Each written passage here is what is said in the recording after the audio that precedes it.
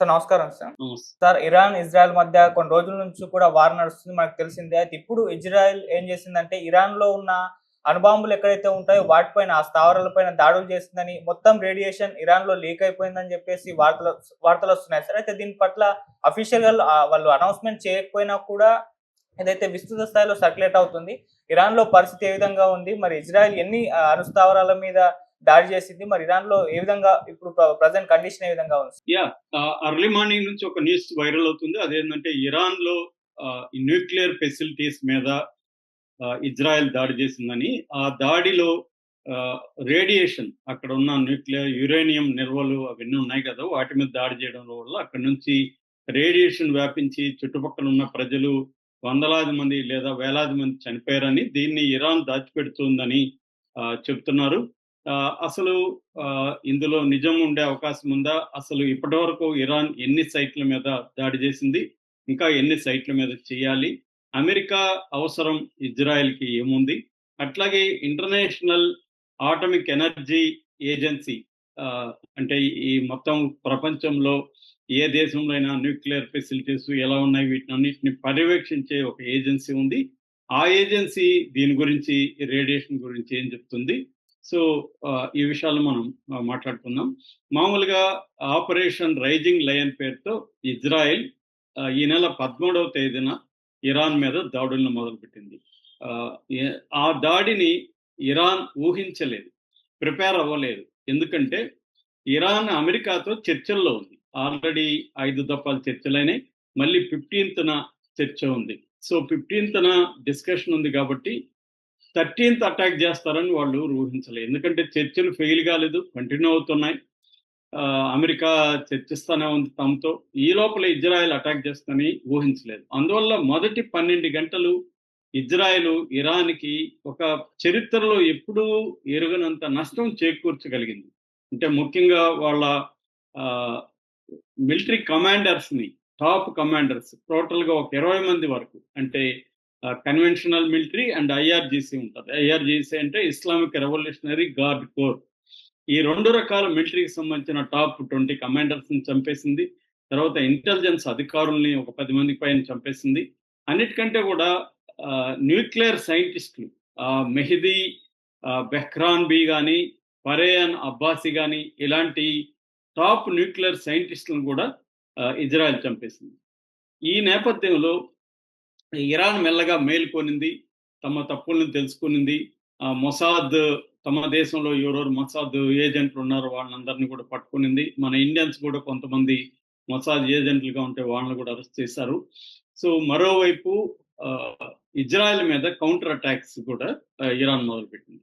ఈ నేపథ్యంలో ఏందంటే ఇప్పుడు ఆహ్, కొన్ని అసలు ఇజ్రాయెల్ ఎందుకు ఇరాన్ మీద దాడి చేస్తానని చెప్పిందంటే, ఎగ్జిస్టెన్షియల్ థ్రెట్ ఉంది ఇరాన్ నుంచి. ఎందుకంటే ఇరాన్‌లో యురేనియం నిల్వలు ఆహ్, ప్రమాదకరంగా వాటిని ప్యూరిటీ పెరుగుతూ ఉంది. మామూలుగా 60% ప్యూరిటీ ఉంటే సివిల్ న్యూక్లియర్ ఎనర్జీ కోసం వాడతారనమాట.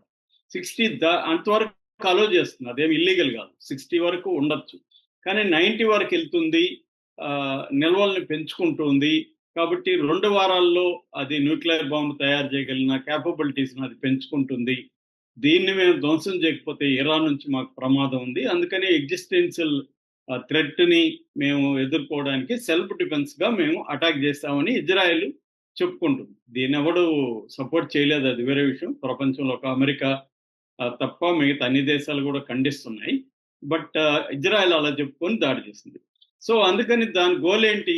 మొదటి గోలు ఇరాన్‌లో ఉండే న్యూక్లియర్ ఫెసిలిటీ మీద, యురేనియం నిల్వల మీద దాడి చేసి దాన్ని ధ్వంసం చేయడం. అట్లాగే దాన్ని ఉపయోగించుకునే బ్రెయిన్స్‌ని, సైంటిస్ట్‌లని చంపడం. సో, మొదటి ఒక గోల్ అయితే నెరవేరింది. మాక్సిమం సైంటిస్ట్‌ని చంపేశారు. అయితే ఇంకా ఇరాన్‌లో వీటిని వాడగలిగిన సైంటిస్ట్‌లు అయితే ఇంకా ఉన్నారని చెప్తున్నారు ఎక్స్‌పర్ట్స్.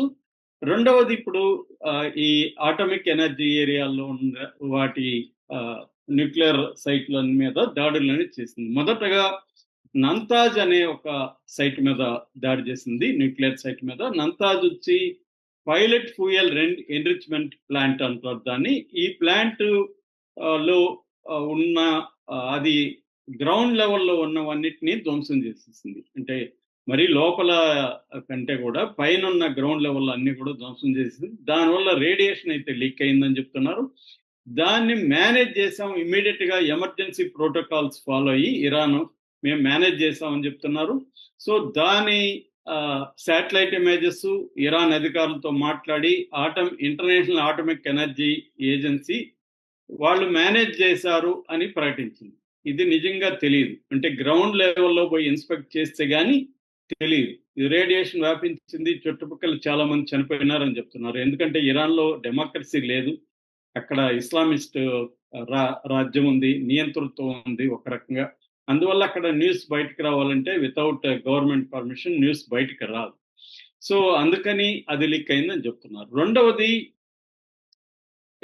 ఇస్ఫహాన్ అనే ఇంకొక న్యూక్లియర్ సైట్ ఉంది. ఇది వచ్చి ప్రధానంగా ల్యాబొరేటరీ ఉంటుంది, ఇక్కడ రీసెర్చ్ ఫెసిలిటీ ఉంటుంది. తర్వాత యురేనియం కన్వర్షన్ ఫెసిలిటీ అంటారు, యూసీఎఫ్. యురేనియం ని కన్వర్ట్ చేస్తారన్నమాట, యురేనియం మెటల్ ప్రొడక్షన్ లేకి దాన్ని కన్వర్ట్ చేస్తారు. సో ఆ ఫెసిలిటీ ఉంది. ఇక్కడ కూడా దాడి చేసింది. ఇక్కడ ఏంటంటే దాడి చేయడం వల్ల యురేనియం పార్టికల్స్ బయటకు వచ్చేసాయని చెప్తున్నారు. మనకి గతంలో చెర్నోబిల్, తర్వాత ఫుకుషిమా, జపాన్లో ఫుకుషిమా, సోవియట్ యూనియన్లో చెర్నోబిల్, ఇప్పుడు అది ఉక్రెయిన్లో ఉంటుంది.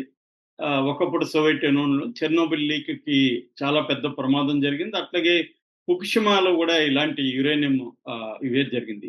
ఫుకుషిమాలో చెర్నోబిల్లో ఉన్నట్టే ఈ ఇస్ఫహాన్లో కూడా హైడ్రోఫ్లూరిక్ యాసిడ్ లీక్ అయిందని చెప్తున్నారు. ఈ హైడ్రోఫ్లూరిక్ యాసిడ్ లీక్ అయితే మొత్తం సివియర్ బర్న్స్ వచ్చేస్తాయి అనమాట బాడీ అంతా కూడా. తర్వాత రెస్పిరేటరీ సిస్టమ్ చెడిపోతుంది, క్యాన్సర్ వచ్చే అవకాశం ఉంది, కిడ్నీలు పాడే అవకాశం ఉంది, మనిషి డెత్ కూడా సంభవించే అవకాశం ఉంది. ఇక్కడ బేసిక్గా ఏంటంటే ఇవన్నీ కూడా ఇక్కడ జరుగుతున్నాయి. సో ఇక మూడవది అరక్ అనే ఒక దీని మీద చేశారు, ఈ ఫెసిలిటీ మీద. ఇది అరక్ వచ్చి హెవీ వాటర్ ఫెసిలిటీ అన్నమాట, న్యూక్లియర్ ప్లాంట్. అయితే ఇక్కడ ఏమి లీక్ అయ్యింది కానీ ఏమీ లేదని చెప్తున్నారు. ఇప్పుడు పోర్ట్ అని ఒకటి ఉంది. ఈ పోర్టు మీద చేయలేక ఇజ్రాయెల్ అమెరికాని అడుగుతుంది. ఎందుకంటే పోర్ట్ అనేది కొండల ప్రాంతంలో ఉండి లోపలకు 300 అడుగులకి టన్నెల్ లాగా లోపలికి, సొరంగం లాగా లోపలికి తవ్వి అక్కడ వీటన్నిటిని నిల్వ చేశారు. ఇది అతి పెద్దదన్నమాట. దీన్ని దెబ్బ కొట్టాలంటే వాళ్ళకి బంకర్ బస్టర్ బాంబ్ కావాలి. సో ఈ బంకర్ బస్టర్ బాంబ్ అనేది లేకుండా వాళ్ళు చేయలేరు. అందుకనే ఈ